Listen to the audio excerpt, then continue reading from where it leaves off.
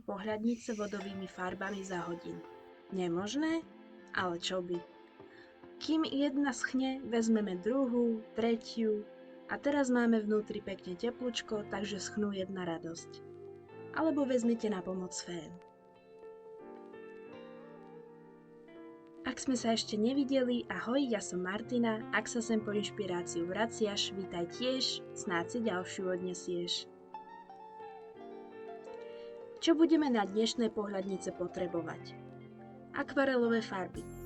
Môžete použiť aj bežné vodovky, je ale pravdepodobné, že farby nebudú také výrazné. Mne koncom jary teda preplo a kúpila som si profesionálne akvarely od Winsor & Newton.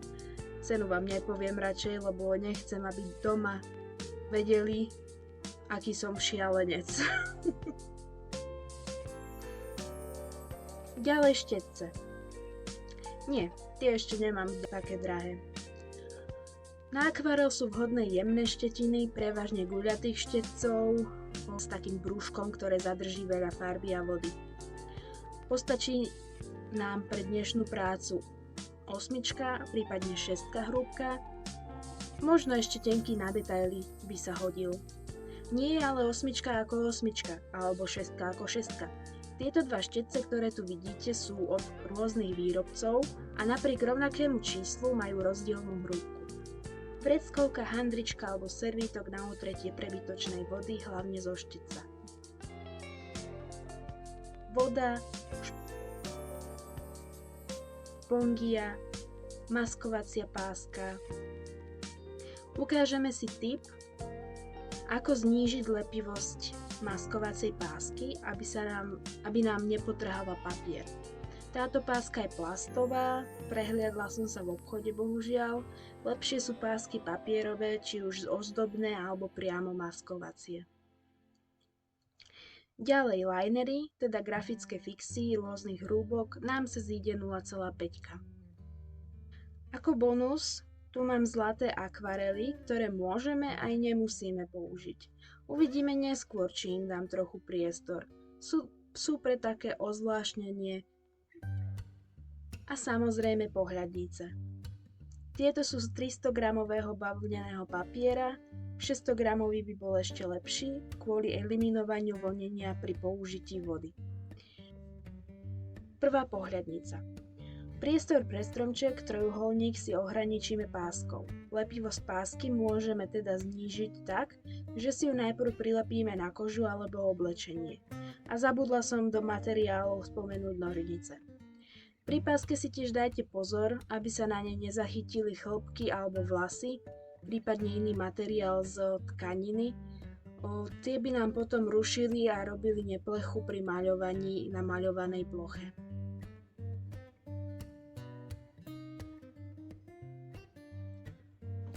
Rozrobíme si farby.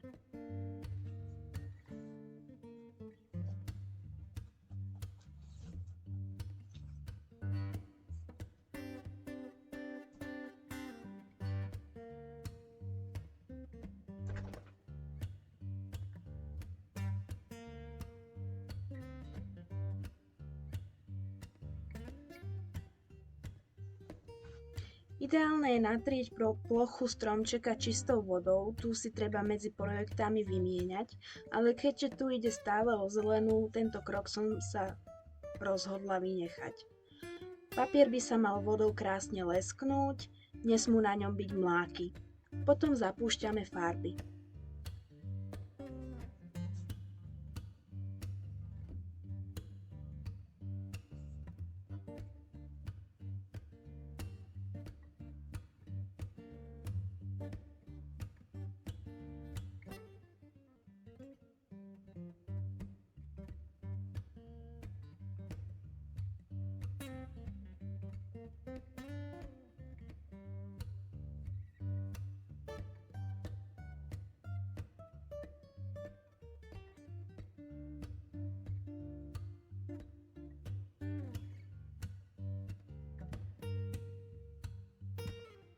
Kým nám uschne, vezmeme si ďalšiu pohľadnicu.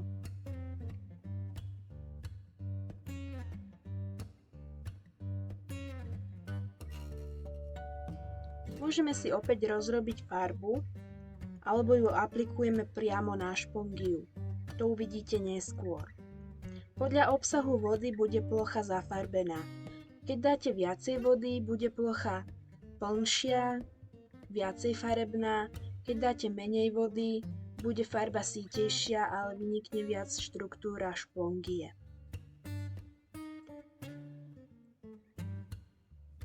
A už iba otláčame a meníme farby.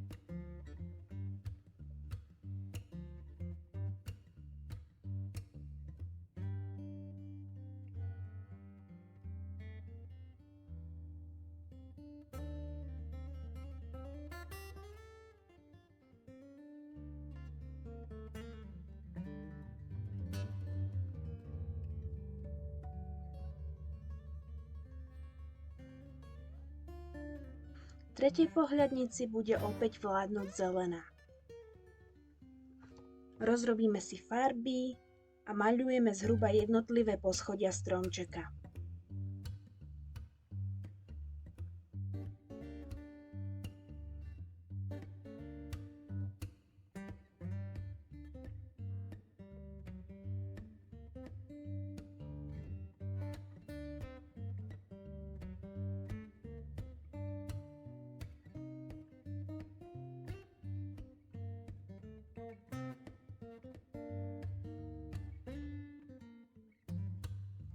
Potom si naberieme redšiu farbu a pofrkame ňou pohľadnicu.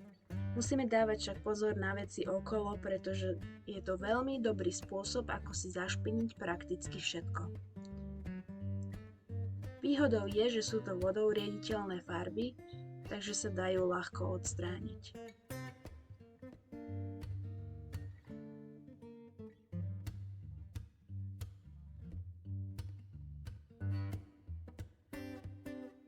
Vrátime sa k červeno-žltej, tu už máme suchú. Budeme kresliť stromčeky fixou, ale môžeme si ich načrtnúť ceruzkou.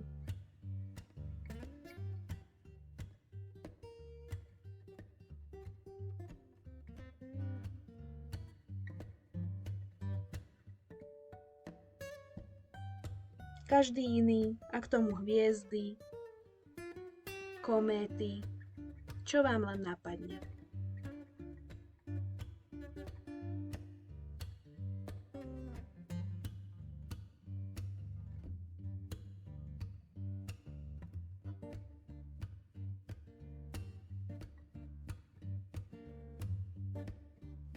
Prvý stromček som zvolila z čiar. Na spodu široké čiary, dlhé, na vrchu krátke čiary. Bolo celkom náročné trafiť sa do odstupňovania. Ďalší stromček je strapatý, plný ihličia.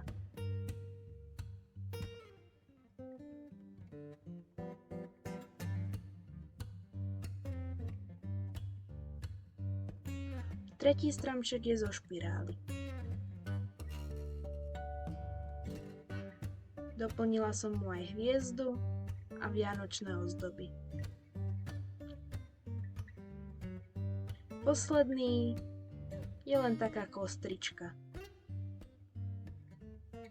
ale aj tak má pekný efekt.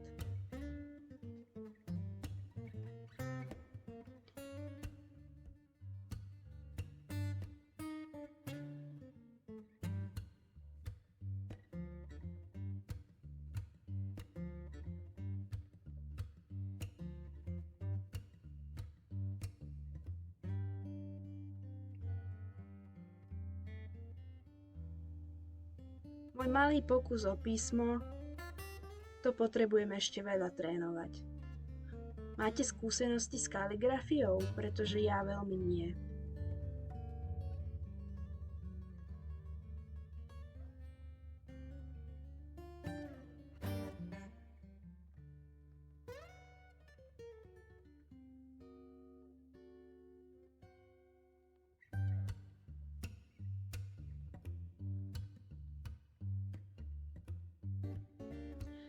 Na prskanom stromčeku nám zapúšťaním farby vznikli zaujímavé fľaky. V angličtine im hovoria cauliflower, teda karfiol.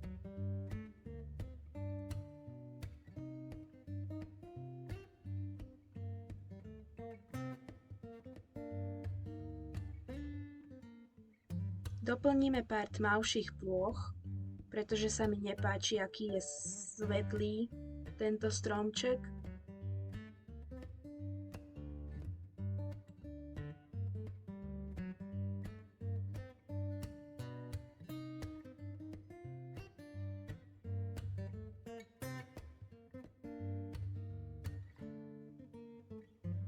Po uschnutí som si na pomoc vzala tempery, ideálny by bol aj kvaš, má k akvarelu celkom blízko, ale obe sú to prekrývajúce médiá vodou riediteľné. S akvarelom by to nemuselo výjsť. Ten nie je taký sýty, aby prekryl svoju farbu predošlú. Domaľovala som hviezdu, červené gule a prskance.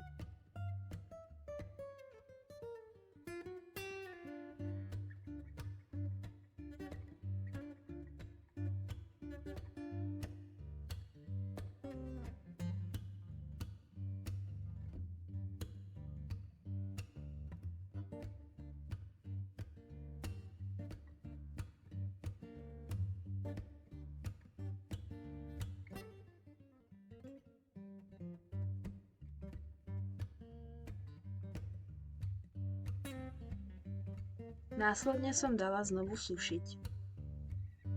Konečne sa vraciame k prvej pohľadnici, k trojuholníku. Keďže sa na ňu nanášala vrstva vody, trvalo dlhšie, kým vyschla. Tentokrát som si vzala biely kvaš a tenký štetec na detaily, ktorým som začala stromček zdobiť. Zvolila som rôzne čiarky, guľôčky, dlhšie čiary, bodky. Pekné by mohli byť aj vlnkové čiary.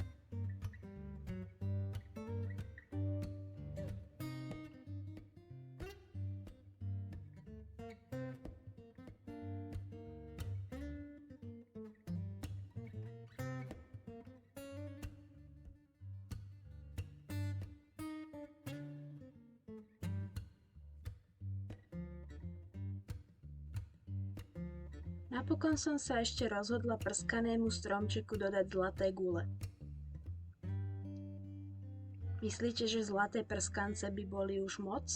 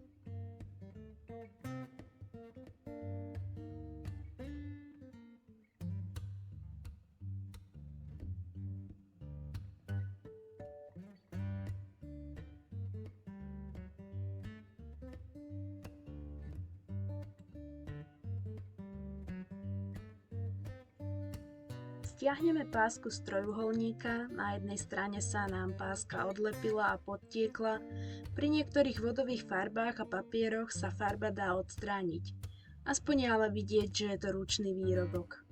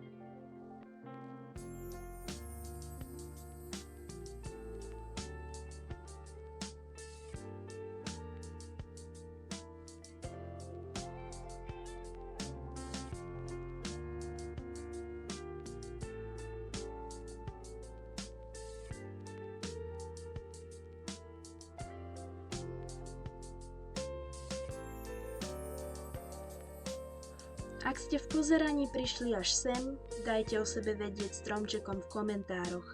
Ak máte záujem o ďalšie nápady na pohľadnice, na konci pripájam odkaz na celý zoznam videí. Zvážte prosím odber, zvážte malý like a dúfam, že sa uvidíme v ďalšom videu. Ahoj!